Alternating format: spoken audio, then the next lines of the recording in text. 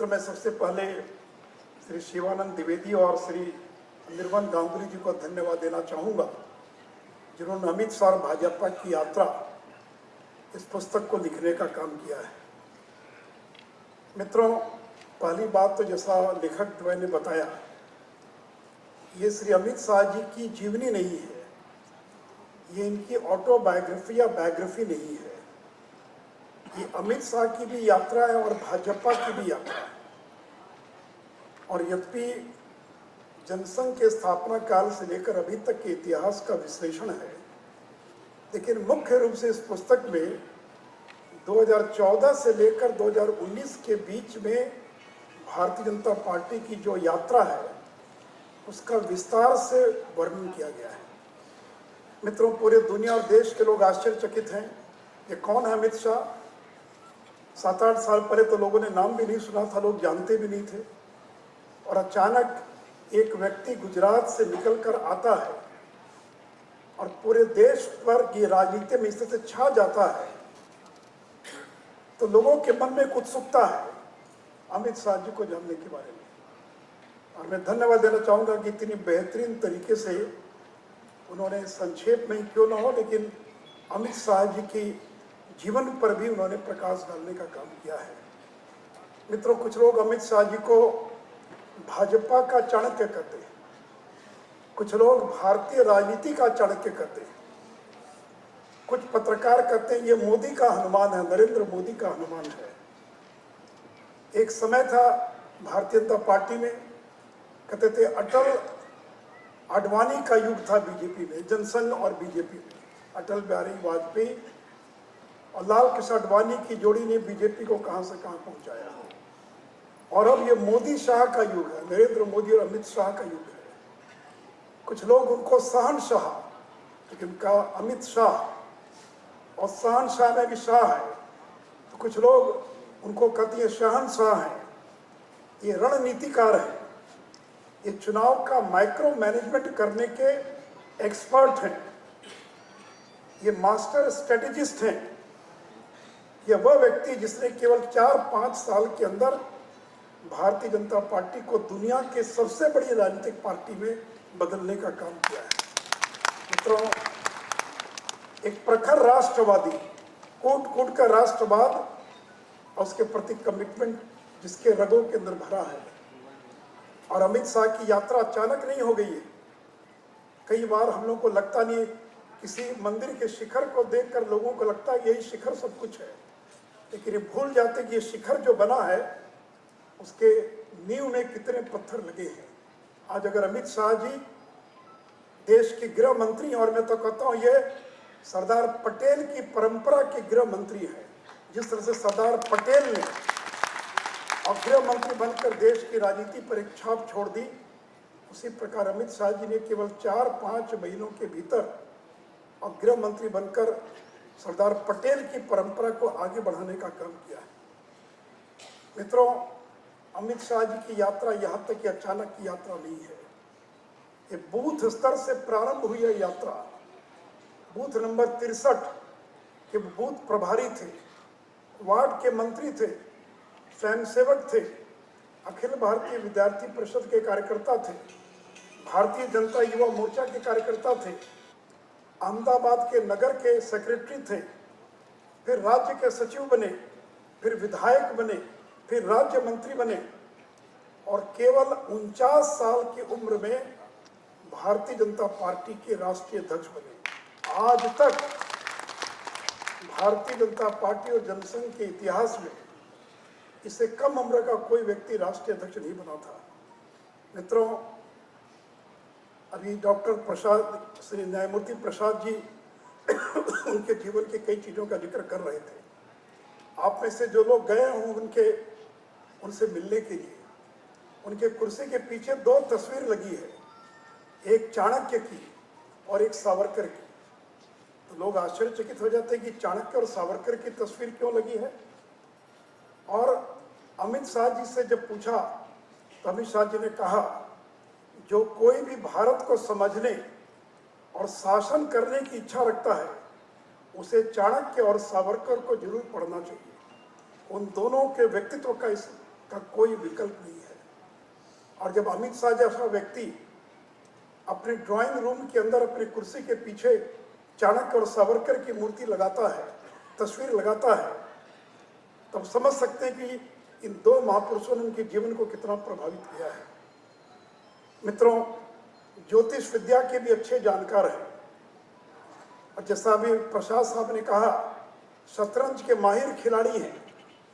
इसे कई बार पत्रकार जो उनकी आलोचना करने वाले वो कहते हैं कि शतरंज की चाल चलने के माहिर है, इसलिए वो राजनीति की भी चाल चलने के माहिर है। और मित्रों, उनको श्रेय जाता है कि गुजरात में स्कूलों में उन्होंने शतरंज खेल को स्कूलों में उन्होंने प्रारंभ करवाने का काम किया। वो क्रिकेट एसोसिएशन के भी और उपाध्यक्ष रहे। और अमित शाह जी कहते थे कि मन की एकाग्रता या कंसंट्रेशन के लिए शतरंज खेलना आवश्यक है, और शरीर को स्वस्थ रखने के लिए क्रिकेट खेलना आवश्यक है। मित्रों, जैसा बताया, तो सामने से हट जाइए, नीचे चले जाइए, नीचे से लीजिए फोटो। हो गया, नीचे जाओ। और मित्रों, जैसा बताया अभी, वो रोज अपनी डायरी लिखते हैं। यहाँ भी जब आए पटना के अंदर और 3 दिन रुके तो देखा कि डायरी लिखते हो। तो हम लोगों ने पूछा तो कहा कि मैं रोज अपनी डायरी लिखता हूँ। अब मित्रों, अमित शाह जी, और मालूम है कि गुजरात के लोगों का विदेशों से कितना संबंध है। उनकी बहन अमेरिका में रहती है, लेकिन अमित शाह जी ने 2006 के बाद कोई विदेश यात्रा नहीं की। सामाजिक मुद्दों के बारे में उनकी जो प्रतिबद्धता है, उन्होंने अपने बेटे की शादी अंतरजातीय विवाह किया। उनका बेटा जय है, उसकी शादी अंतरजातीय शादी हुई है। बीजेपी जैसे पार्टी का अध्यक्ष अगर वो चाहता तो चार्टर फ्लाइट से यात्रा कर सकता था, लेकिन अमित शाह जी अधिकांश यात्रा कॉमर्शियल फ्लाइट से करते हैं। बहुत विशेष काम पड़ने पर ही वो चार्टर फ्लाइट से यात्रा करते हैं। 17 घंटे 18 घंटा काम करने वाला व्यक्ति जब यहाँ पर चुनाव के दौरान पटना में इसी मौर्य में आकर वो रुके, 1 महीना रहे, उनकी बैठक ही शुरू होती थी रात को 10 बजे। हम लोगों के सोने का समय था 11 बजे, उनकी बैठक शुरू होती थी रात को 10 बजे, और 2 बजे 3 बजे रात तक बैठक चलती थी। और फिर सुबह में 8 बजे प्रसन्नचित्त तैयार होकर लोगों से मिलने के लिए, और वो तैयार है। तो मित्रों, इसलिए जो अमित शाह की जो यात्रा है, वो यात्रा यूं ही किसी व्यक्ति को बैठा दिया, बना दिया, वो वैसी यात्रा नहीं है। कुछ खासियत जरूर होगी उस व्यक्ति में, तभी तो गुजरात से निकलकर उस व्यक्ति ने इतनी लंबी यात्रा यहाँ तक की उन्होंने और प्राप्त की। और मित्रों, उनके जीवन का 2010 से लेकर 2012 का जो कालखंड है, वो बड़ा कठिनाइयों का दौर था।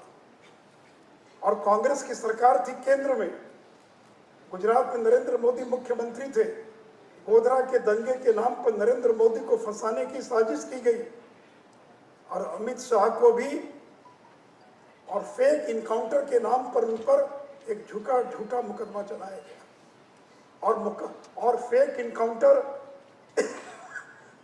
पुलिस मुठभेड़ में कौन मारा गया? तो आतंकवादी शौहरउद्दीन शेख। और कौन था ये शौहरउद्दीन शेख? जो अवैध वसूली का काम करता था, जो हथियारों की तस्करी करता था, इस पर 5 राज्यों की पुलिस जिसको खोज रही थी, जो आतंकवादी था, वो गुजरात पुलिस के मुठभेड़ में मारा गया। और यूपी की सरकार ने उन पर आरोप लगाया कि गृह मंत्री रहते हुए अमित शाह के निर्देश पर और शौहरउद्दीन शेख की हत्या कर दी गई, या इसका इनकाउंटर कर दिया गया। और शायद आपको नहीं मालूम होगा, गुजरात के गृह मंत्री रहते 2010 में उनको इस्तीफा देना पड़ा, सीबीआई कोर्ट के सामने उपस्थित होना पड़ा, उनको जेल जाना पड़ा, साबरमती जेल में 3 माह उनको रहना पड़ा। और 3 महीने के बाद जब बेल पर रिहा हुए तो विरोधियों ने एक और पिटीशन फाइल कर दिया, अगर ये गुजरात में रहेंगे तो ये गवाहों को प्रभावित कर सकते हैं। और कोर्ट ने आदेश दे दिया कि गुजरात में आप प्रवेश नहीं कर सकते हैं। और अमित शाह जी को गुजरात छोड़ना पड़ा, और अमित शाह जी को दिल्ली आकर गुजरात भवन के एक छोटे से कमरे में अपना समय बिताना पड़ा। मित्रों, अमित शाह जी 5 बार, पता नहीं इसको मिलाकर शायद 6 बार हो गया होगा, 5 या 6 बार चुनाव जीत चुके और 25,000 से जीत के फासले से जो चुनाव की जो जीत प्रारंभ हुई तो लाख 1.5 लाख से ज्यादा की फासले से वो चुनाव जीतते रहे। मित्रों, 2012 में जब सुप्रीम कोर्ट ने कह दिया कि आप गुजरात लौट कर आ सकते हैं, उसके बाद भी उन्होंने मुकदमे की पैरवी करनी थी, मुकदमा लड़ना था, वो दिल्ली रहकर मुकदमे की पैरवी और मुकदमा लड़ते रहे। और 2014 में वो पहली बार भारतीय जनता पार्टी के राष्ट्रीय महामंत्री बने। उसके पहले वो बीजेपी के राष्ट्रीय कार्यकारिणी के भी सदस्य नहीं थे, लेकिन 2014 में जब राष्ट्रीय महामंत्री बने और उत्तर प्रदेश की जिम्मेदारी उनको दी गई, तो जब नरेंद्र मोदी प्रधानमंत्री बने और उत्तर प्रदेश से 73 सीटों का जितवाने का काम अमित शाह ने किया, तो पूरी दुनिया की सुर्खियों में आगे कौन व्यक्ति है जिसने उत्तर प्रदेश जैसे राज्य में 73 सीट जितवाने में मदद की थी। और इससे मित्रों, लोगों ने उस समय अमित शाह का लोहा मान लिया जब 2014 में लोकसभा की 73 सीट हम जीत कर आए थे। मेरे मित्रों, इस पुस्तक में उन सारी बातों का जिक्र है कि जब अमित शाह जी बने राष्ट्रीय अध्यक्ष, उस समय बीजेपी के सदस्यों की संख्या थी 3 करोड़ 60 लाख और उन्होंने ऐलान किया कि 10 करोड़ मेंबर बनाएंगे और उन्होंने 11 करोड़ मेंबर बनाकर भारतीय जनता पार्टी को दुनिया के सबसे बड़ी राजनीतिक दल में परिवर्तित करने का काम किया। उसके पहले चीन की कम्युनिस्ट पार्टी दुनिया की सबसे बड़ी पार्टी थी, जिसके 8 करोड़ 60 लाख सदस्य थे और मेंबरशिप के लिए पूरे देश का दौरा किया। उसके पहले लोग ऑनलाइन मेंबरशिप जानते भी नहीं थे, मिस कॉल, ऑनलाइन मोबाइल के द्वारा मेंबरशिप और एक रिकॉर्ड बनाने का उन्होंने काम किया। मित्रों, बूथ समिति तो वर्षों से सुनते आ रहे थे, लेकिन अमित शाह ने और 2019 की तैयारी 2014 में प्रारंभ कर दी कि 2014 तो जीत गए, 2019 लोकसभा का चुनाव दोबारा जीतना है। और अमित शाह जी ने जो मतदान केंद्र है, उस मतदान केंद्र पर कैसे कमेटी गठित की जाए, प्रत्येक मतदान केंद्र के लिए 23 कार्यक्रम दिए उन्होंने। नमो ऐप डाउनलोड करना है, शक्ति केंद्र का गठन, हर बूथ कमेटी पर 6 बार कम से कम कार्यक्रम होगा और हजारों की संख्या में पूर्णकालिक कार्यकर्ता निकाले। 3000 से ज्यादा एक साल के लिए पूर्णकालिक कार्यकर्ता निकाले, जिनको हर विधानसभा में 1 साल पहले मोटरसाइकिल देकर भेज दिया गया और जिनका एक ही काम था, बूथ कमेटी का गठन करना। और केवल बूथ कमेटी का गठन करके सूची दे दी, इतना ही नहीं, तो जो बूथ कमेटी बनी उसको कॉल सेंटर के द्वारा वेरीफाई करना कि वास्तव में बूथ समिति बनी कि न बनी। मित्रों, इस प्रकार की महारत हासिल किसी और के पास नहीं थी। और से मित्रों, अमित शाह जी जब बिहार के दौरे पर आए तो बिहार के आधे दर्जन जिलों में जाकर रात को रुके। हम लोग को तो रात को रुकने की आदत नहीं है जिलों के अंदर, सुबह जाते हैं, रात को लौट के चले आते हैं। तो हम लोग शर्मिंदगी महसूस कर रहे थे कि पार्टी का राष्ट्रीय अध्यक्ष भागलपुर में एक रात रुक रहा है, बांका में रुक रहा है। और सारे लोगों को उन्होंने प्रेरित किया कि अगर दौरा करते हो तो जिले में जाकर कार्यकर्ताओं के बीच रहो और रात्रि विश्राम जिले में करो। और मित्रों, अमित शाह जी ने जो राष्ट्रीय दौरा किया, एक एक राज्य में 3-3 दिन रहे, 3-3 रात बिताई उन्होंने और कहते करीब 8 लाख किलोमीटर से ज्यादा की यात्रा और उन्होंने फिर दौरे के दौरान की। हर जिले में 2-2, 3-3 दिन रहना, 17 घंटे विश्राम करना। तो मेरे मित्रों, आज भारतीय जनता पार्टी को 2019 में अगर इतनी बड़ी जीत हासिल हुई है, उसका श्रेय नरेंद्र मोदी के नेतृत्व को जाता है, तो दूसरी ओर अमित शाह के संगठन कौशल को भी उसका श्रेय जाता है। अगर अमित शाह और नरेंद्र मोदी जोड़ी नहीं होती और ये संगठन नहीं होता, और किस तरह से उन्होंने काम किया, उस पुस्तक को पढ़िए। उन्होंने 40 प्रकोष्ठ बनाए। आज बिहार में एक भी हमारा जिला कार्यालय नहीं था बिहार के अंदर, यानी कार्यालय थे भी तो किराए के मकान में चलते थे। अमित शाह जी ने कहा कि पूरे देश में हर जिले में बीजेपी का अपना कार्यालय होगा, अपनी जमीन होगी। और आज मुझे तो बताते हुए खुशी रही कि बिहार जैसे राज्य में भी आज 27 जिलों में हम जमीन खरीद चुके हैं और लगभग 15 जिलों में कार्यालय निर्माण का काम अगले 5-6 महीने में पूरा हो जाएगा। हम तो बहुत पीछे हैं। देश के बहुत सारे राज्य हैं जिनके हर जिले में बीजेपी का 2 मंजिला कार्यालय और बनकर तैयार हो गया। और इतना ही नहीं, तो उन्होंने दिल्ली के अंदर सरकार के द्वारा दिए गए 11 अशोका रोड के अंदर बीजेपी का कार्यालय चलता था और नरेंद्र मोदी जी ने दिल्ली के अंदर केंद्रीय कार्यालय का निर्माण करवाया। केवल 14 महीने में 1,70,000 वर्ग फुट का 5 मंजिला मकान ऑफिस बनकर तैयार हो गया। और केवल कार्यालय नहीं तो अत्यंत आधुनिक कार्यालय जो सारी सुविधाओं से लैस होगा, आईटी से लेकर सारी चीजों का। तो इसलिए मित्रों, नरेंद्र मोदी जी, ये अमित शाह जी ने जिस तरह से संगठन का विस्तार किया, नरेंद्र मोदी जी ने सरकार में रहकर जो काम किया, तो अगर ये संगठन और नेतृत्व ये दोनों चीज ना हो तो शायद कई बार सफलता प्राप्त करना बहुत कठिन होता है। मित्रों, जब अमित शाह जी भारतीय जनता पार्टी के अध्यक्ष बने उस समय देश में केवल 4 राज्यों में हमारी सरकार थी। 2014 में गुजरात, राजस्थान, मध्य प्रदेश, छत्तीसगढ़, केवल 4 राज्यों में बीजेपी की सरकार थी। 2014 में जब नरेंद्र मोदी प्रधानमंत्री बने और अमित शाह जी जब राष्ट्रीय अध्यक्ष बने, और आज आपको मालूम है कितने राज्यों में बीजेपी की सरकार है। 5 वर्षों के अंदर आज 12 राज्यों के अंदर भारतीय जनता पार्टी का मुख्यमंत्री है और 5 राज्यों में मिली जुली सरकार है। तो जहां 2014 में केवल 6 राज्यों में थे हम, आज हम बढ़कर 17 राज्यों के अंदर आज भारतीय जनता पार्टी का है तो मुख्यमंत्री है या वहां पर मिली जुली सरकार में भारतीय जनता पार्टी शामिल है। और मित्रों, कांग्रेस, मैं अभी अनिर्बन जी से ही पूछ रहा था कि आज कांग्रेस कितने राज्यों में है और 2014 में कितने राज्यों में कांग्रेस की सरकार थी। 2014 में 12 राज्यों में कांग्रेस की सरकार थी और आज केवल 5 राज्यों के अंदर कांग्रेस की सरकार है।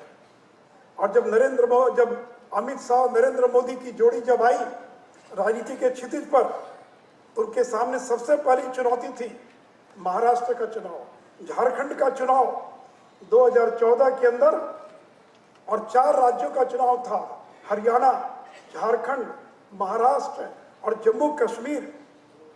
और इन 4 और झारखंड के अंदर 2009 के विधानसभा चुनाव में बीजेपी को केवल 4 सीट हम जीत कर आए थे और केवल 9% वोट मिला था। लेकिन 2014 में जब विधानसभा का चुनाव हुआ तो भारतीय जनता पार्टी 47 सीटों को जीतकर और 33% वोट लाकर हमने झारखंड में भारतीय जनता पार्टी की सरकार को बनाने का काम किया। महाराष्ट्र में हमारी सरकार नहीं थी, हम शिवसेना के छोटे भाई के रूप में गठबंधन में चुनाव लड़ते थे और 2009 में गठबंधन टूट गया, हमने किसी को मुख्यमंत्री घोषित नहीं किया। और जहां 2009 में हमारे पास केवल 46 सीट थी, हम 2014 में 122 सीट जीतकर हमने महाराष्ट्र में सबसे बड़े दल के रूप में उभर कर हम आए और देवेंद्र फडणवीस महाराष्ट्र के मुख्यमंत्री बने। इसलिए मित्रों, मुख्यमंत्री बनते जो चुनौतियां थी अमित शाह के सामने। तीसरा चुनाव था झारखंड का। झारखंड के अंदर 9 मुख्यमंत्री बने, 3 बार राष्ट्रपति शासन लगा। बाबूलाल मरांडी बीजेपी के मुख्यमंत्री थे, लेकिन जब दल छोड़कर चले गए उसके बाद कोई राजनीतिक स्थिरता वहां कायम नहीं हो सकी।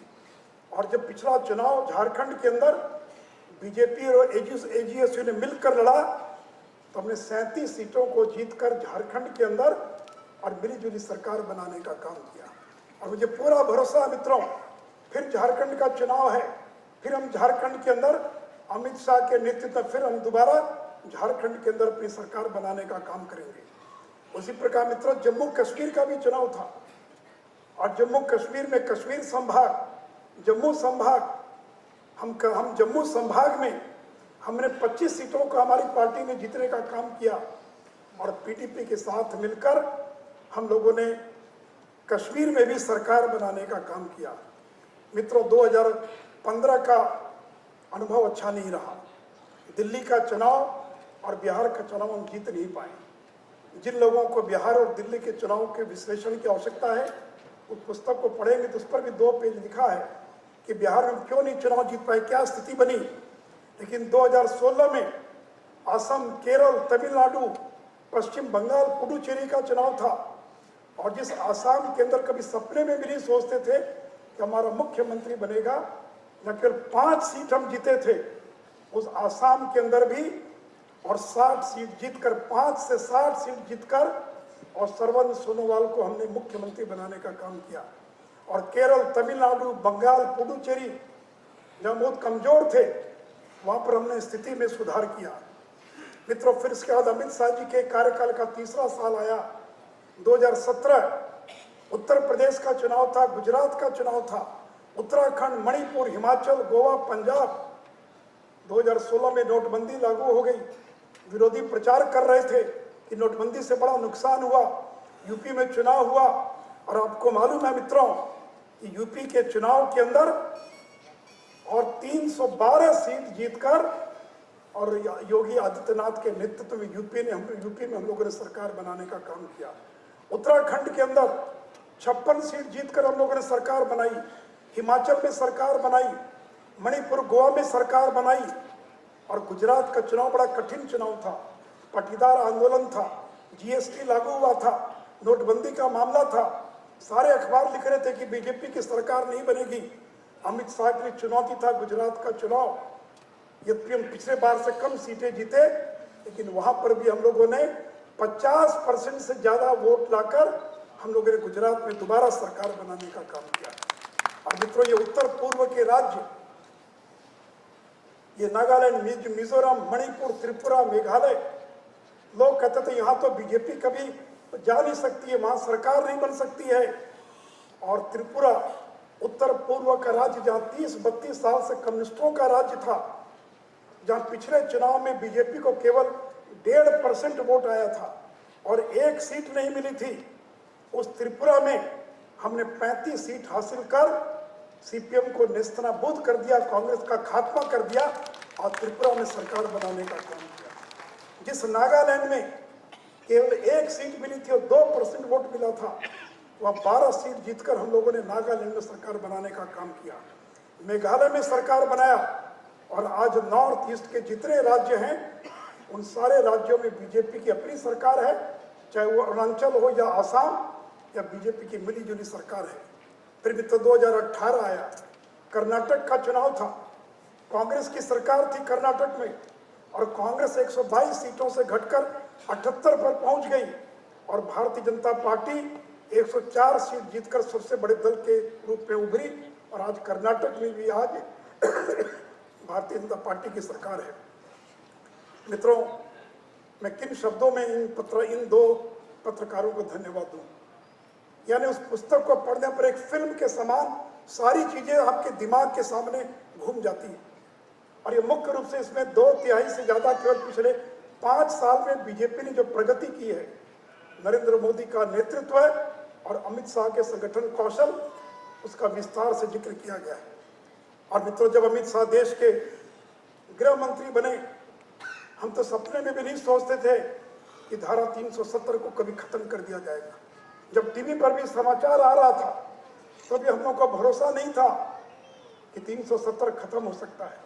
लेकिन नरेंद्र मोदी और अमित शाह का कमाल है, किसी को पता भी नहीं चला, पत्रकार सूंघते रह गए, विरोधियों को अंदाज में नहीं लगा कि देश का इतिहास बदलने वाला है।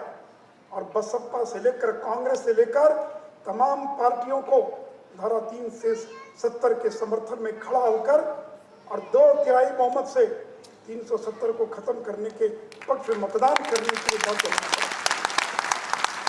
ऐसे मित्रों, हाल के दिनों में राफेल पर जो फैसला आया है, और आज पार्टी की ओर से पूरे बिहार, पूरे देश में राहुल गांधी और कांग्रेस के विरोध में प्रदर्शन का भी आयोजन है। जिस नरेंद्र मोदी और अमित शाह पर कोई अंगुली नहीं उठा पाया, उस नरेंद्र मोदी को कहा गया कि चोर है, कोई विरोधी भी किसी को जल्दी चोर नहीं कहता है, भ्रष्टाचारी को भी लोग चोर बोलने में संकोच करते हैं, लेकिन बेशर्मी के साथ कांग्रेस के नेता सार्वजनिक मंचों से चौकीदार चोर का नारा लगवाते रहे। जनता ने तो उनको जवाब दे दिया, लेकिन सुप्रीम कोर्ट ने भी और राहुल गांधी को माफी मांगने के लिए बाध्य कर दिया, और आज राहुल गांधी को सुप्रीम कोर्ट के सामने माफी मांगना पड़ा है। उसके बाद भी बेशर्मी के साथ राफेल के मुद्दे पर कहते कि इस पर जेपीसी बनना चाहिए। अरे जब दिसंबर के फैसले में राफेल के मामले में सुप्रीम कोर्ट ने कह दिया कि कोई गड़बड़ी नहीं हुई है, आपने रिव्यू पिटीशन डाला, उसको भी खारिज कर दिया। उसके बाद भी और बयान दे रहे कि इस पर जेपीसी बननी चाहिए। इसे मेरे मित्रों, अभी तो यात्रा प्रारंभ हुई है। नरेंद्र मोदी और अमित शाह, इस पुस्तक का नाम है भाजपा की यात्रा। ये तो यात्रा अभी प्रारंभ हुई है 2014 में, अभी यात्रा चलने वाली है। ये यात्रा का पड़ाव नहीं है।